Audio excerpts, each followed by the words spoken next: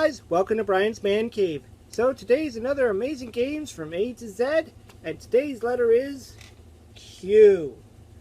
Now, I was worried about Q, because Q seems like it's going to be a hard letter to find games for. But I found some. In fact, I really only found Atari games. Now, I tried to look into, say, I don't know, Commodore 64. Commodore 64 has like 10,000 games. There's got to be some great Q games in there. They have some, but none that I'm at all familiar with. Never heard of them. Some of them are like questionable word games and all that stuff. Stuff I just really didn't feel like talking about.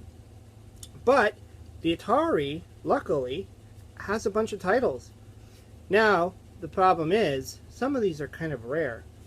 So let's start off with the obvious, because I'm sure all of you are probably saying this is going to be number one, and it is, and that's Q*bert, or Q*bert, or Q*bert. As you can see, I have a lot of Q*berts. So this is Q*bert here for the Atari 2600, and Q*bert for the ColecoVision, Q*bert for the Intellivision. I even have a little Q*bert Mini, which my good bud Willie from Arcade USA sent me. And so, obviously Q*bert is a popular title. It was one of the big, one of the big names back in the day, back in the 80s. When I really think about retro gaming, I go to those, the classics like Donkey Kong, Pac-Man, Q*bert, Dig Dug. There was a lot of those real classic games, and Q*bert was one of the big characters. He even shows up periodically today in some movies. If you watch the Pixels movie with Adam Sandler, Q*bert was in there. And he was all pixelated and all that stuff. It was really great. I love seeing him in there. And, of course, there was another one, Wreck-It Ralph, where Q*bert was in there. And I think he actually spoke in that one, too. But the character of Q*bert, I mean, it's gone on for a long time. I believe there was even a cartoon back in the 80s. I think most of the classic games had a cartoon back then. It just, they weren't that big. Sometimes they only lasted maybe a season. But I'm pretty certain I remember seeing a Q*bert cartoon.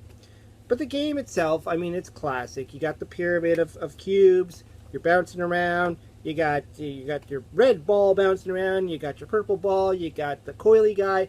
I mean, and those colorful flying discs. I've talked about Q*bert a few times on my channel. Most people really know who Q*bert is. But let's move on to the second one, and that's Q*bert's Cubes. Now, a lot of people don't know what that is, and that's kind of like a follow-up to Q*bert.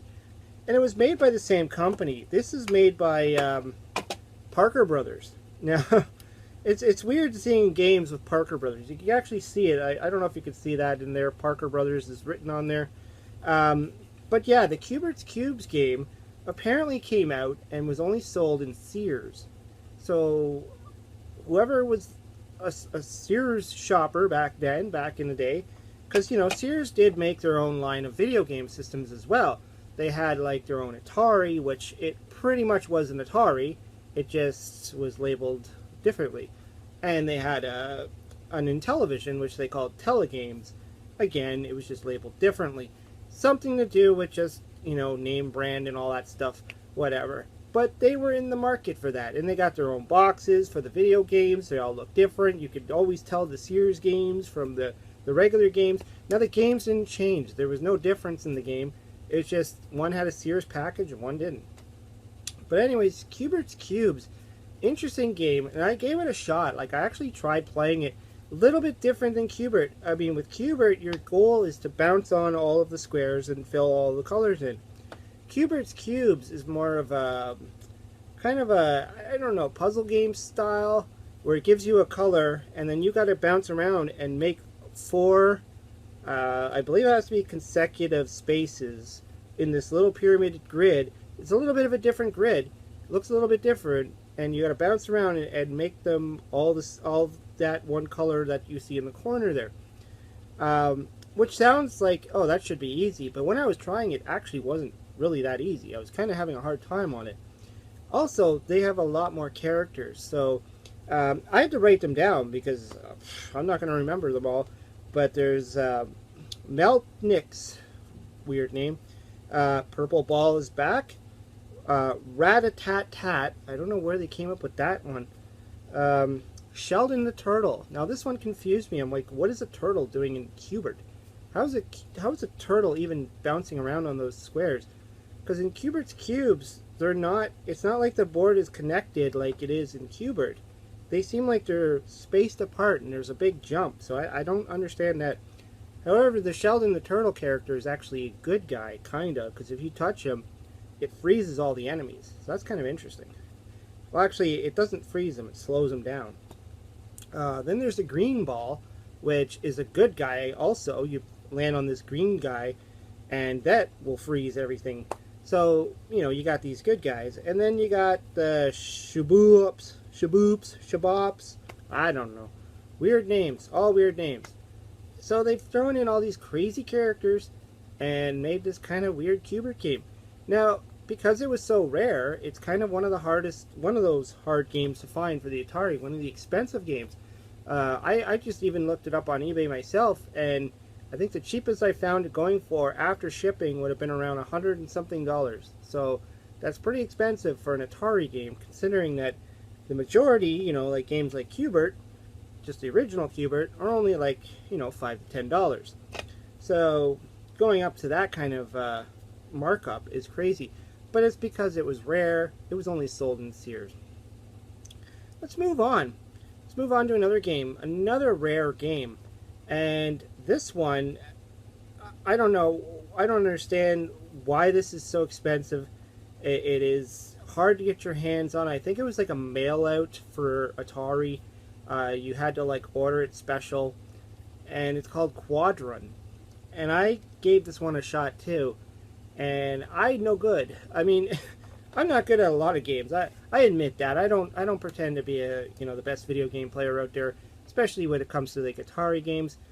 But this one had me scratching my head.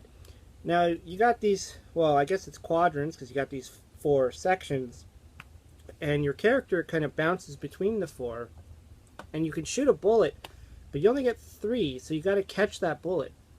So if you're at the bottom and you shoot, you got to move yourself to the top, catch that bullet, and keep going along the path of trying to kill things and keep your bullet.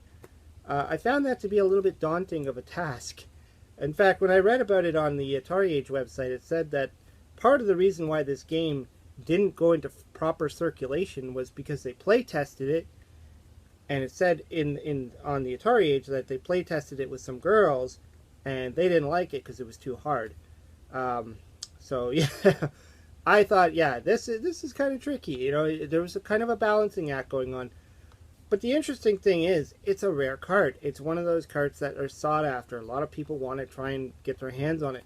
And the cheapest I could find that one was about $180 loose.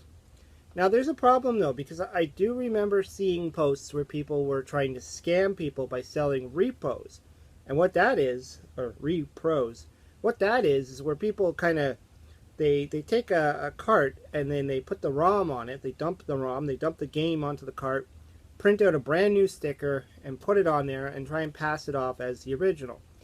Problem is they can never get the font correct. So if you ever see that game for sale somewhere, always check it out. Always double check it. Check on the Atari Age website. Make sure it's the actual printing of it.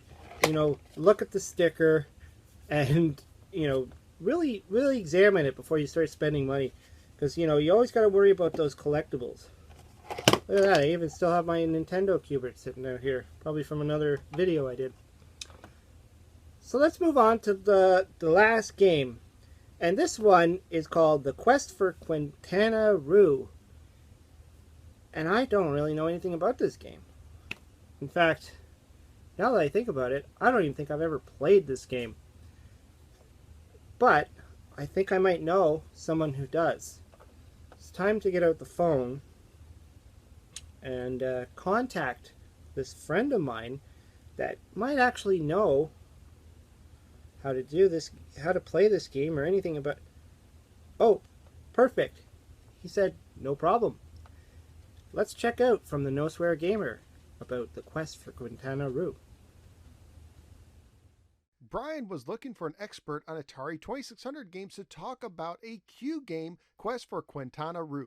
When he couldn't find one, he asked me, your friendly neighborhood No Swear Gamer.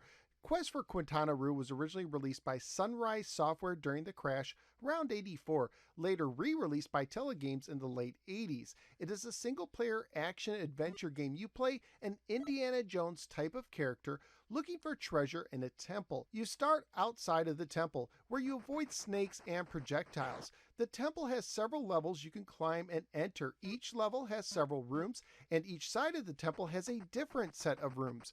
Once inside a room, you cannot go back the way you came, but you can enter other doorways to continue your progress. Somewhat like adventure, you need to explore rooms, primarily to find different colored rocks. There is one room where there is a large rock with empty spaces to put these rocks in.